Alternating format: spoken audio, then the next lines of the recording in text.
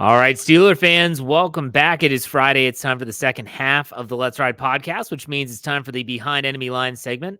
Actually, it's the first half. What the hell am I thinking? It's the first half of the show. I've got everything's all mixed up. It's Friday. Brandon Herriott from Runnin Thru the Jungle. You might know him from the homies as B-Dirt. He's doing our Bengals coverage for Fans First Sports Network. Brandon, what's up? That's right. And, second time on Behind Enemy Lines, and I love the irony. They're playing in Pittsburgh, and I can take the T there if I want to. I was going to say, you literally are behind enemy lines. I love it. But, man, the last time we talked, it was right before Thanksgiving. Joe Burrow had just gone down with an injury, done for the year, and everyone's like, well, Jake Browning, I don't think so. And the Steelers won that game, and it's the last game they've won since then. And the talk about two teams going in different directions, you have the Steelers who are completely in nosedive mode right now. And you've got the Bengals who have resurrected their season. What are your thoughts about the Bengals and them turning it around with Browning at quarterback? Well, I immediately adjusted my expectation, my thoughts for this game or for this team, right? I wanted to see them compete. I wanted to see them, in my mind, emulating the Steelers. When we have a bad year, let's go 9-8 or 10-7. You know what I mean? When we have a good year, maybe we compete for a championship.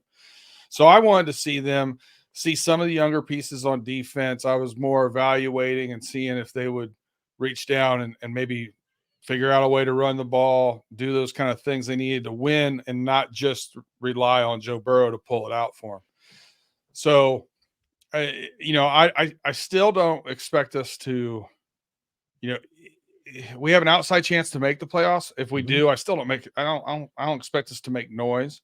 I think some of my fellow Bengals fans do.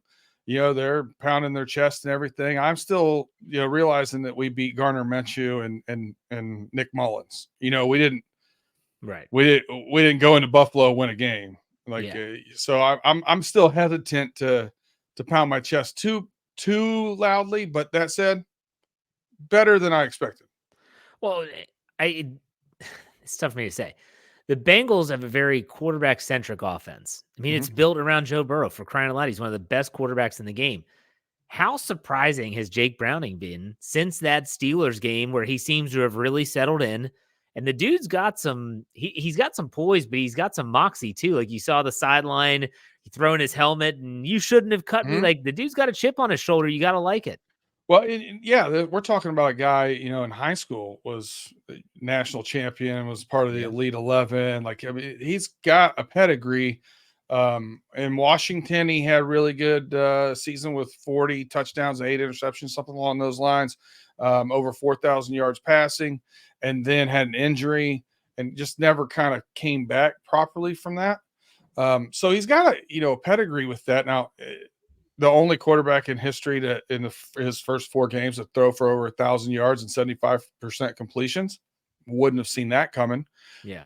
But I also think we've changed the offense a little bit with him going under center more runs. We're just averaging more runs per game. We're also a lot more play action pass, short passing that leads into longer shots.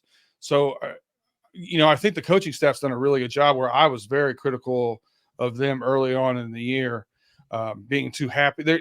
This like they got a new toy for Christmas with Joe Burrow, and that's all they want to play with. You know what I mean?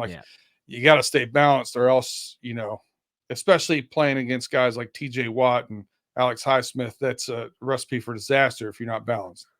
So, I mean, I'm an outsider looking in. You follow this team way closer than I do, but it just seems to me when I watch the Bengals now and when I look at the stat lines and the box scores, it looks different. Like they're putting up points, but it's not your Jamar Chase.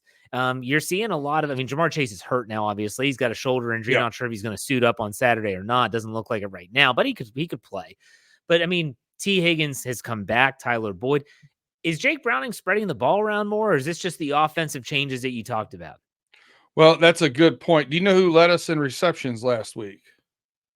Tanner Hudson. Yeah, wouldn't have guessed that. Tanner Hudson. Okay. And Browning completed balls to 11 different players.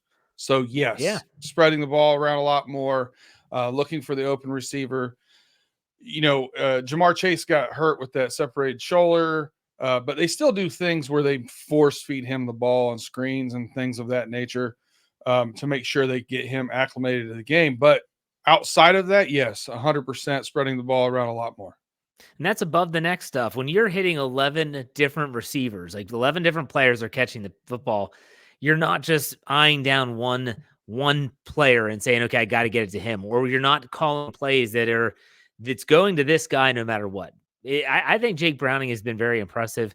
I'm not suggesting he's the next Joe Burrow or that he's going to be able to be traded. I'm sure that there's some Bengals fans that think they could, but still, he looks like he's a really good quality backup, and y'all should be pretty happy. What about Joe Mixon? How's he been doing? Has there been any change? The last time we talked, you were bemoaning the fact that they don't run the ball enough. Has that changed with the backup quarterback in there? It has, but not to the point where Mixon's getting 20 plus carries. Mixon's now getting in that 14 to 18 carry range. But now we've seen Chase Brown over the past few weeks come in and get 6 to 12 touches a game as well, both running and receiving out of the backfield. And he's been pretty electric. He actually, on a screen pass against Indianapolis, he had the second fastest clock speed next to DK Metcalf this season at 22.1 mile an hour. Wow. That's incredible. Yeah. So the Bengals offense is still lethal. They still can beat you in a bunch of different ways. But what about the defense? How's the defense been doing? What are your thoughts on the way that group is trending right now heading into week 16? The defense has played better the past couple of weeks. But they still have an issue in the run game. And now DJ Reader is out for the remainder of the season with a torn quad. Ugh.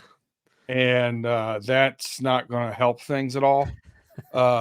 I mean, we gave up 132 yards rushing to Tyler Chapman. I didn't know who that was until last week. So not good. I mean, there's still that the middle of the defense running the ball has still been a weakness. I think we've gotten I was worried about safeties coming into the year. I think some of our young safeties, Dax Hill, and now Jordan Battle from Alabama, the rookie from Alabama, has come in and played pretty well. I mean, he's a tackling machine, always around the ball. Corners have played pretty well. Cheeto Uzie is now looking more like Cheeto after his ACL tear. But the middle of, Trey Hendrickson's a beast. But the middle of the defense, a little soft. Who's your finishing three? You obviously have Steelers this Saturday. Who do you all finish up after that? What's your finishing slate of games? We have the Kansas City Chiefs and the Cleveland Browns. Oh, all right. So that's not an easy road. That's not an easy road. Is the Browns game at home or on the road? I think the Browns game, I think we go 2 Chiefs. I'll double check. Then we go 2 Chiefs and then Browns at home. Yeah. Okay. 2 the Chiefs, Browns at home. So anything can happen, man. Like the Chiefs can be got. That's been proven more than once this season. The Browns with Joe Flacco. I don't know what your thoughts are on Joe Flacco coming back, but he's provided a little bit of a spark, right? He looks really good when you look at yards and he's throwing more touchdowns. He's also throwing more turnovers. He's also completing about 56, 57% of his passes. So good and bad with that. But yeah, going into our last 5 games, I talked about it going into that stretch of games. 4 of the teams we were going to play were probably on backup quarterbacks. Yep. Now I did see limited practice from Kenny Pickett this week, so who knows? Maybe not. Maybe it ends up being 3 or 5, but I wouldn't be shocked if he plays, if I'm being honest with you, because he's been limited the last 2 days. We'll see what the final day of practice on Thursday, which obviously we're recording this before that's released. We'll see what that holds. But I want to get last question before we talk about predictions. What are the Bengals fans saying about Pittsburgh? I'm always curious about the division. This is different. Pittsburgh could finish the bottom of the AFC North for the first time in its existence since 2002. What are people saying about the Steelers on the other side of the fence? Listen, I think like every Bengals fan would love to come into Pittsburgh and put a nail in that coffin for the season. Yep. That said, there's always an apprehension. These division games are always tough. Yeah. And we have not fared well on games that TJ Watt's healthy. Mm-hmm. We haven't fared well. It's Yeah. just the fact of the matter. And even, our with Browning's first game against the Steelers, it looked like there was it's a fine line between, respect and fear.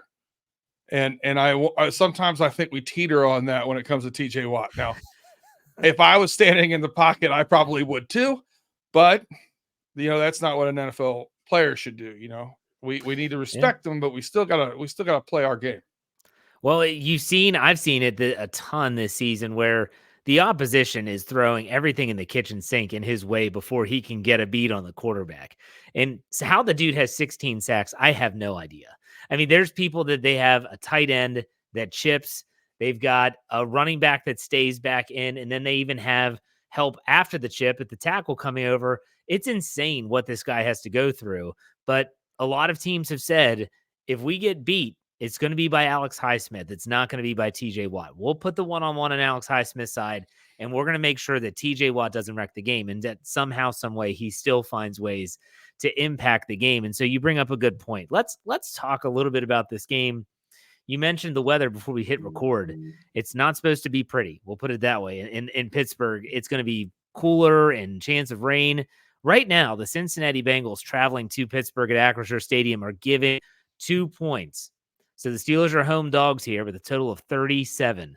Brandon, you don't have to give me a score prediction. I'm just curious how you think this game's going to play out. I think it's going to be a tight game. I mean, I don't see. I mean, these division games normally have been. Every once in a while, you see something where it gets a little out of whack. But I mean, I think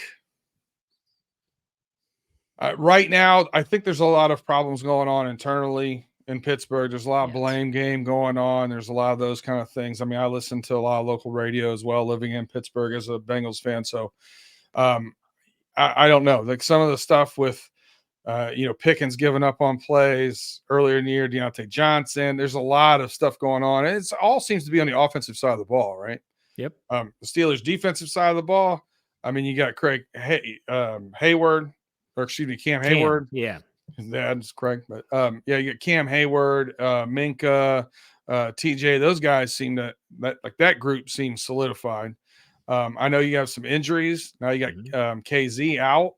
Minka's out too with the knee this week. Yeah. So it's going to be it's tough. I feel like we find a way to block it. I think the difference is going to be a big play, a splash play here or there, which is probably going to have to be T, because I don't think there's been back and forth about whether Chase is going to play or not. But if you know anything about AC joints, I mean, it's not worth putting him out there in my mind, because he could break the clavicle or cause issues down the road. It's just not worth it. It's not worth to risk the surgery. Just let it heal.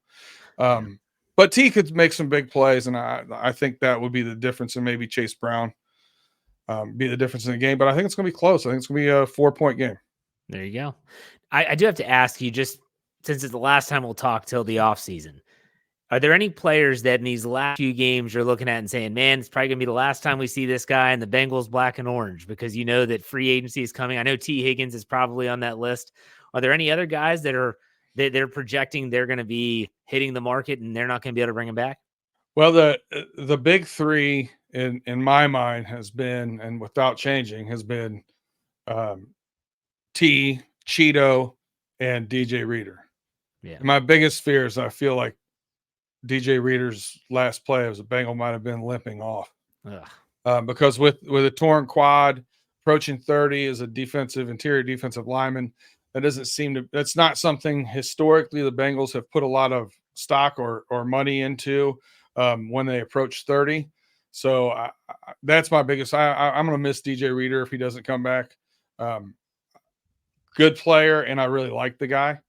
But I think Cheeto's another one that, because of some of our younger corner play, I think it gives them more confidence. Maybe they'll take a corner in the second, third, fourth round, depending on what's available, and let Cheeto go too. Because when you start paying those other guys, Jamar Chase is getting ready to get a bag too.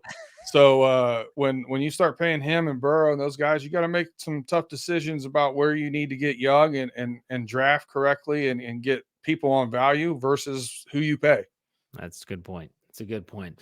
Well, Brandon, why don't you tell everyone where they can find your podcast, Runnin Thru the Jungle, as well as anything else you want to plug, social media, et cetera? Yeah, Running Through the Jungle.